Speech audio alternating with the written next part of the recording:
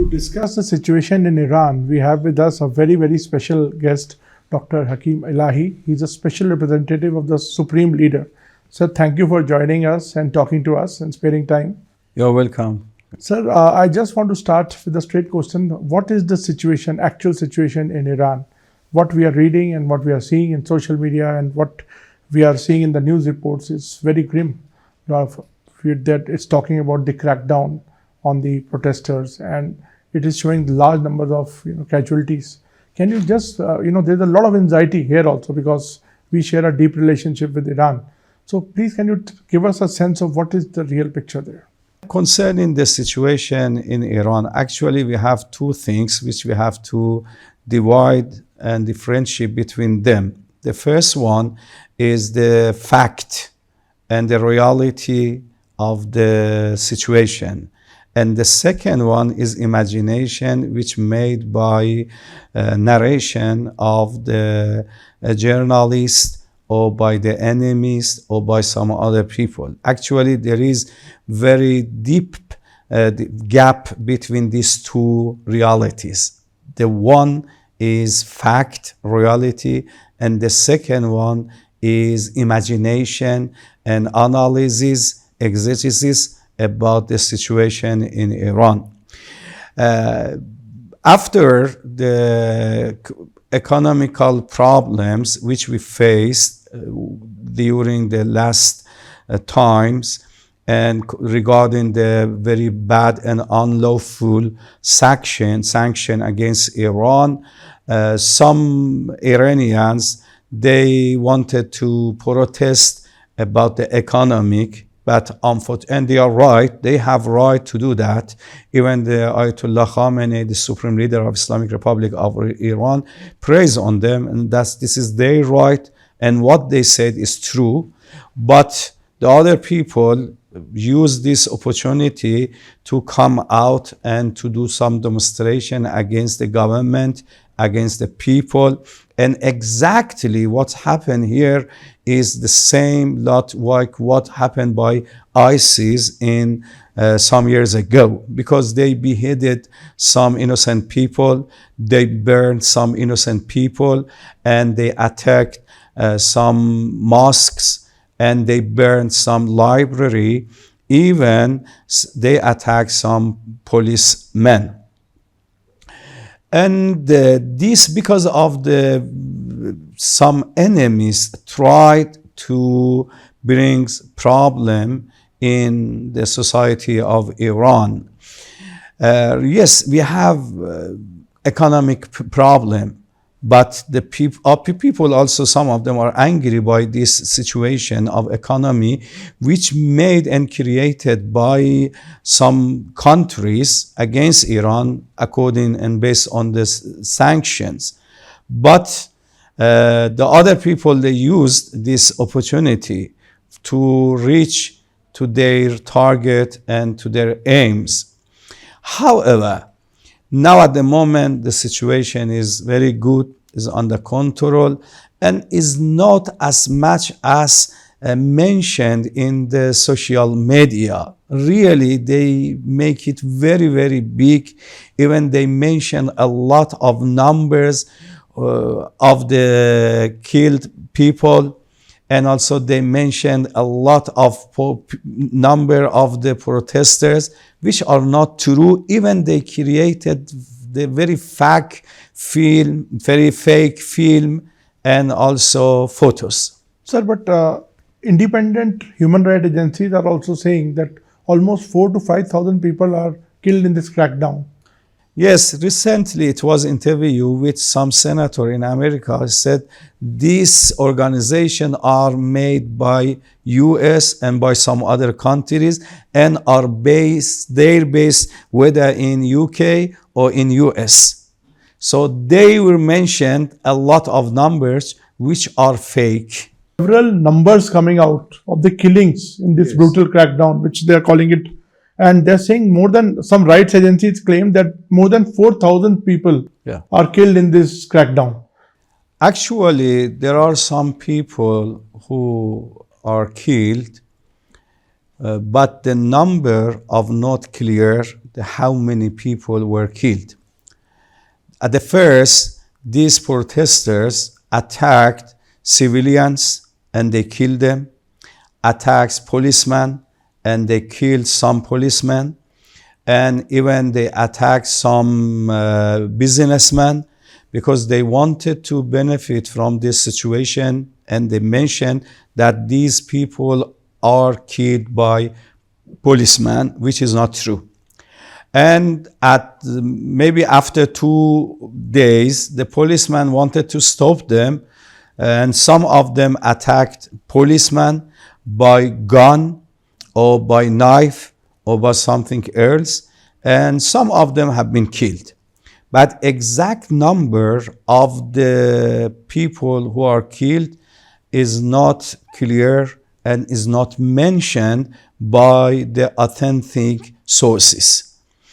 And yes, it was mentioned by some organizations which are based in UK, in US, and in European countries or any other countries, but these numbers are not correct.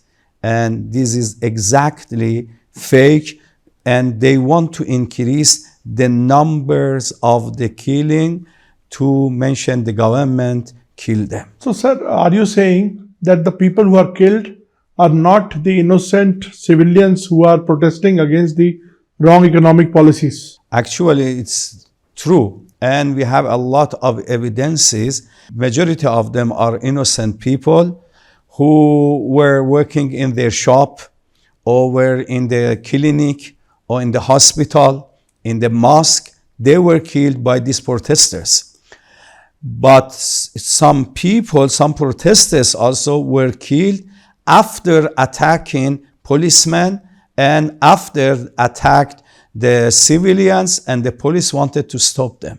So you in this interview have been saying that these protesters have come from somewhere outside. Where do you indicate these protesters are coming from? Are they not common Iranian citizens? Actually, there are Iranian citizens. They learned and they educated. They are educated in abroad or even in Iran, and they were educated also through social media how they kill innocent people, how they burn hospital, how they burn mosques, how they burn library. These have come from, they learned it and they educated. They were educated through social media. So, sir, how come Iranian authorities were unaware about this? Actually, the social media is not in any country or on the 100% on the control of the government. It's very difficult. And Iran has different situation because the enemies of Iran are a lot, more than 250 channels, 24/7 hours propagating against Iran, and they want to teach Iranians youth and make them against the government. And what about the outage of internet, sir? This issue has been coming, time and again. Why the internet is off there? Yes. Do you know, majority of people, they were getting their lessons from the abroad, from some group out of Iran, enemies of Iran. Iran decided to cut off the internet, international internet, because he wanted to bring the peace in the society. But we have local internet and it's working. So, do you see this situation flaring up with America? Because a lot of statements are coming from American side and also from the Iranian side. Do you see this, flaring up? Actually, we hope that the situation will be good, and we are looking for the peace, we are looking for the security, but some other people doesn't want that one, because this crisis and the problem which created by some people, it burns the region and the Middle East, and all countries will be affected by this crisis and the problem. We hope that everything will come down and will be calm and peace and security will cover everything. Sir, as you said that there is some problem, economic issues. So is Iranian regime looking in resolving those issues, or are you accepting to the demands which are made by the people who on streets? Actually, the government should listen to the demand of the people, and they are going to solve the problem. Even the President Pezeshkian announced that we are listening to the people and we will try as much as possible to solve their problems. And they try to do that one. But something is not in their hand, because the majority of this problem comes from abroad, from the other people, from the sanction, unlawful sanction against Iran.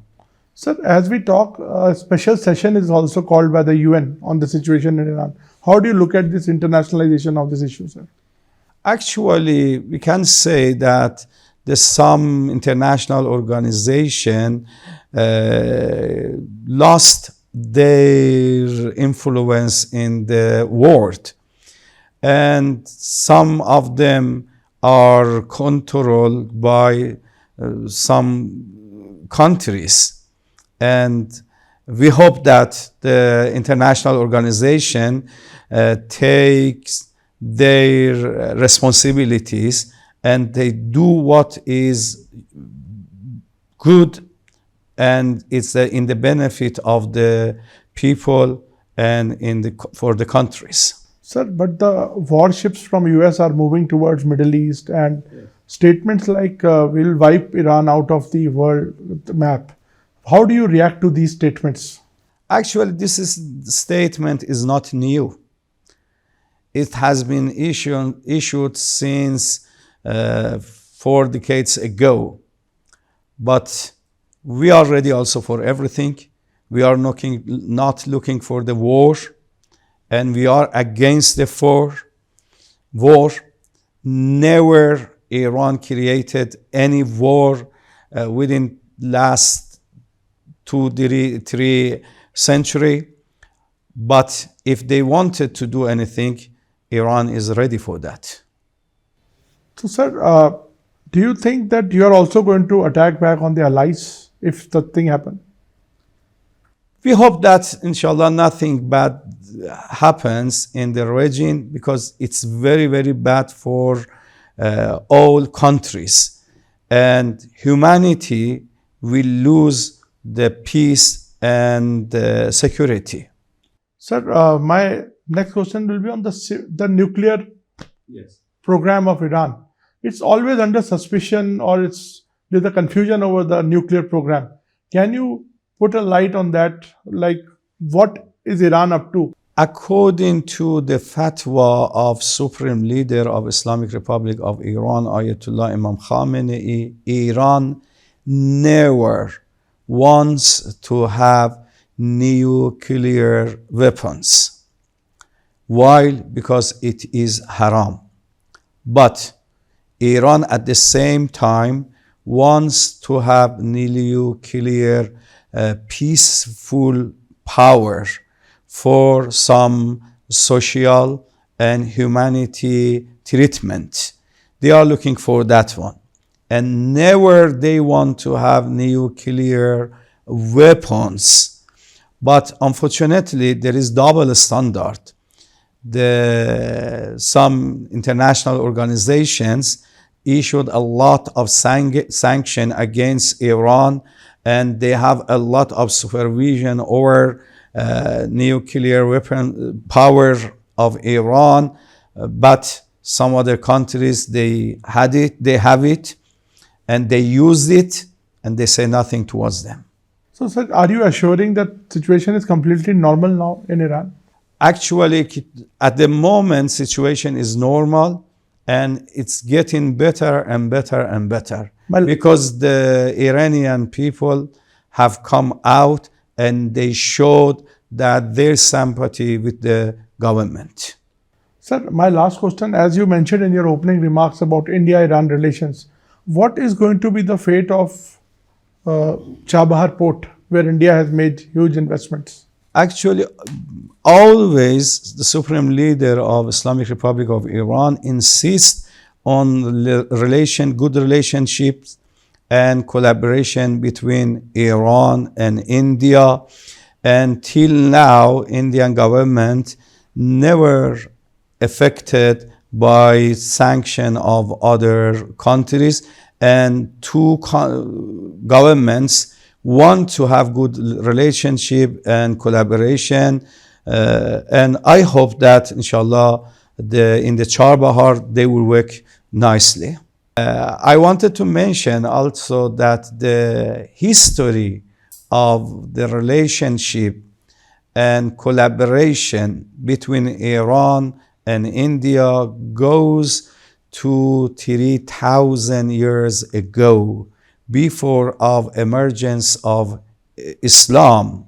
Even at that time, we were using philosophical books of India.